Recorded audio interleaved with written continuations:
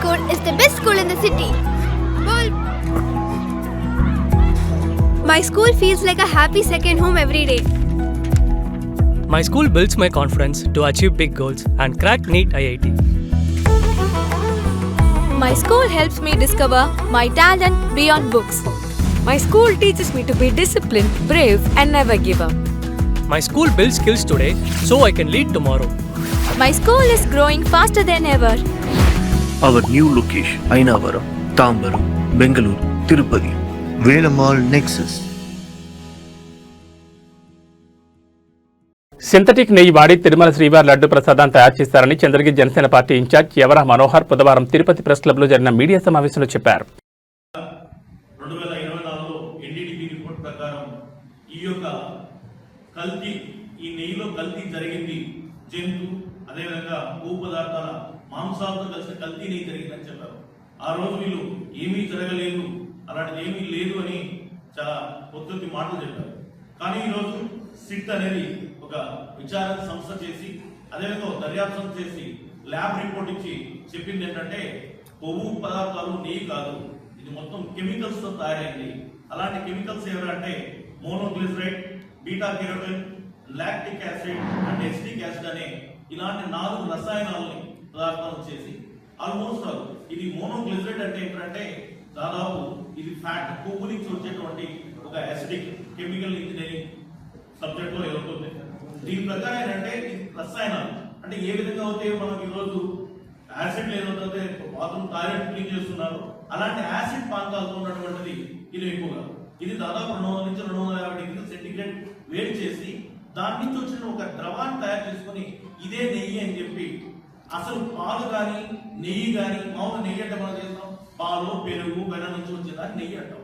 అసలు ఆ డైరీలు కూడా కానీ పాలు పెరుగు నెయ్యి లేకుండా వాటిని కలెక్ట్ చేసే దాన్ని కూడా లేని డైరీలకి కాంట్రాక్ట్లు ఇచ్చి దాదాపు వైఎస్ఆర్సీపీ ప్రభుత్వంలో 2019 నుంచి 2024 వరకు దాదాపు 1,60,00,000 కిలోల నెయ్యి కలెక్ట్ చేస్తే దాన్ని దాదాపు 60 లక్షల కిలోల నెయ్యి అనేది ఈరోజు నకిలీ నెయ్యిగా గుర్తించారు.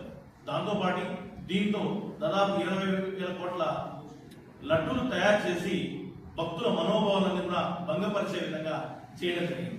వీళ్ళు ఏ విధంగా చెప్పారంటే స్టార్టింగ్ అసలు కల్తీ జరగలేదని చెప్పి ఈరోజు కల్తీ కాదు రసాయనాలు తయారు చేసిన ఒక ద్రవాన్ని తీసుకొచ్చారంటే ఇక్కడ ఉన్నటువంటి తిరుపతి తిరుమల దేవస్థానం చైర్మన్ ఉన్నటువంటి మాజీ సభ్యులు, మాజీ చైర్మన్ భూమన కరుణారెడ్డి గారు ఏదో చేస్తున్నట్టు హడావిడి సృష్టిస్తున్నారు.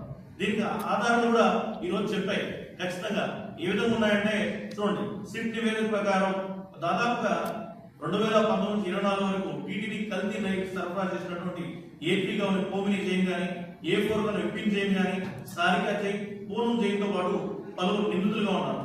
అదేవిధంగా వీళ్ళకి భరత్ భాయ్ ఠాకూర్ అనే హవాలా ఏజెంట్ ద్వారా దాదాపు 12,55,00,000 వైసీపీ పెద్దలు చేరాయని సిట్ నివేదిక చెప్పింది. ఈ అండగానించిన పెద్దలందరూ కూడా కనీసం వీళ్ళు లేవు. కానీ ఈరోజు మనం చూస్తే మన శ్రీజ డైరీ ఉంటుంది. శ్రీజ డైరీ ఏం చేస్తుంది? పాల ఉత్పత్తిదారుల నుంచి పాలు కొనుగోలు చేసి పాలు పెరుగు నెయ్యి అమ్ముతారు. అసలు ఈ భోలేబాబా డైరీ కానీ లేకపోతే వైష్ణవి డైరీకి కనీసం ఎక్కడ పాల ఉత్పత్తిదారులే లేదు. పాల ఉత్పత్తిదారులే లేకున్నా మీరు ఎలా నెయ్యి సరఫరా చేస్తారని అడుగుతుంది. ఇదంతా ఏదో మేము చెప్పేదో వేరే వాళ్ళు చెప్పేది కాదు. ఇది దాదాపు సిట్ నివేదిక ఒక దర్యాప్తు సంస్థ చేసి ఇచ్చినటువంటి ఒక రిపోర్ట్ ఆధారంగా. కావాలంటే మీకు ఆ సిట్ రిపోర్ట్ లో పేజ్ నెంబర్ 35 లో క్లియర్ గా చెప్పిండు. ఆ పేజ్ నెంబర్ 35 లో క్లియర్ గా ఉంది ఏమి key advantage. TTD received the NDTV call test reports on 16/7/2024 along with 23/7/2024 respectively, which shows the key advantage. Clear గా చెప్తుంది ఏమని కీ అడ్వాంటేజ్ జరిగింది, అసలు నెయ్యే వాళ్ళలేదు. ఇంకా కూడా వీళ్ళు దొంగ మాటలు పెట్టి డైరీ చేస్తున్నారు.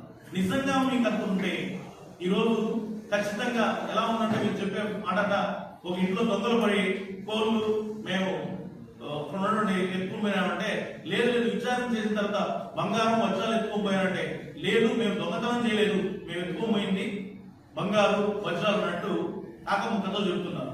ఒకటే చెప్తున్నారు, ఇక్కడ ఏదైతే సిట్ విచారణలో నిజాలు బయటపడ్డాయి, అదేవిధంగా సిట్ ఆధారాలతో ఉన్నాయి, దర్యాప్తు కొనసాగుతుంది. దేవుడు ఏ విధంగా ఉందో శ్రీ వెంకటేశ్వర స్వామి మనకు అందరికీ తెలుసు. తిరుమల తిరుపతి పవిత్ర దేవస్థానంలో ఎంతో మందికి శిక్షలు వేశారు. దేవుడు ప్రసాదాన్ని అపవిత్రం చేసిన ఎవరిని కానీ దేవుడు క్షమించదు. అదే విధంగా చట్టం అయితే అసలు వదలదు. ఈ యొక్క తిరుమల పవిత్రతను కాపాడడానికి ప్రతి ఒక్కరు కూడా వైసీపీ రోజు ఏం చేస్తారంటే అబద్ధాలు చెప్పి ఆ నిజాన్ని మోసగిస్తుంది. దాన్ని ప్రజలకు తెలియజేస్తున్నారు.